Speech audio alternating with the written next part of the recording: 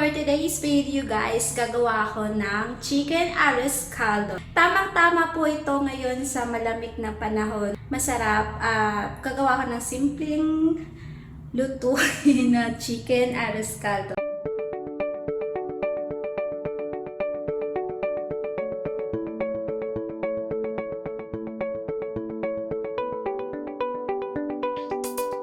Ayan, init-init na ang ating hiwali. Naglagay ako ng konting mantika.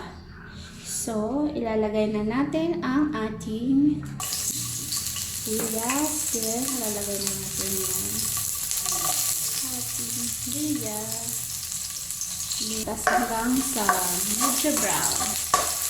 Medyo brown siya guys. Ilalagay na natin ang ating chicken.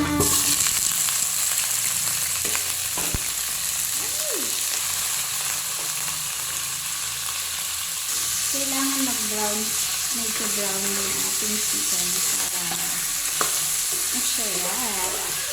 Masarap. So, ayan guys, medyo brown siya. Ayan, ilalagay na natin ang pamansa. Oh!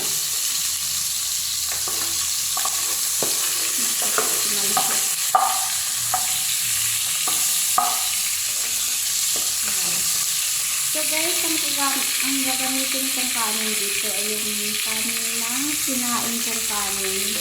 So marami kasing kanin since na maglulugaw lang kami. Yun ang gagamitin kong pang kanin dito. So ayan, maglalagay na tayo ng water ayon sa gusto nyong sabaw. Ako kasi mas gusto ko yung may ano sa sabaw sa lugaw. Ayaw ko nung parang tuyo, medyo wala nang sabaw.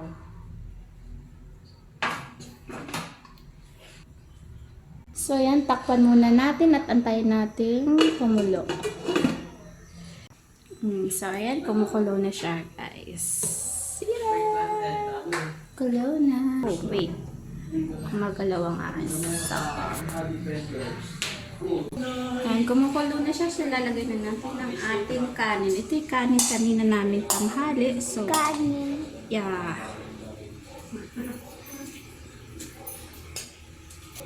Ito na po yung aming dinner. Para mamaya. Yep. Kaya na dito na lang ako sa bilis.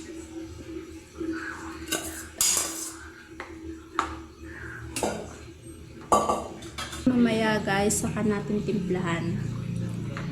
Pero para mamaya lasang-lasa yung chicken sa ating lugaw. So yan, hintayin lang natin siyang kumulo ulit, saka natin titimplahin ayon sa inyong panlasa.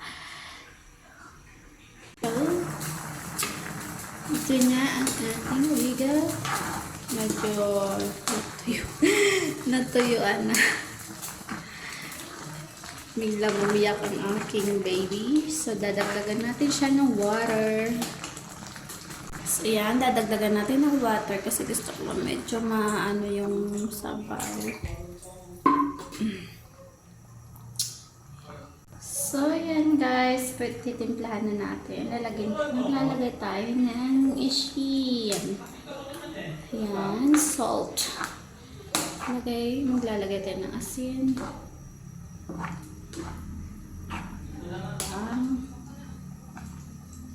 Saan kutsara?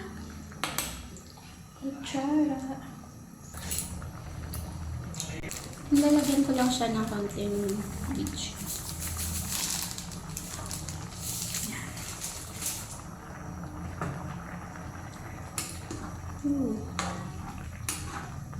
That's kumukulo na. So yan guys, ready to serve na ang ating arroz caldo. So yung iba guys, nagpapaano lang, tapos kung may ano kayo, may atay kayo or itlog, masarap din yung kapares nito. Sarap din ito.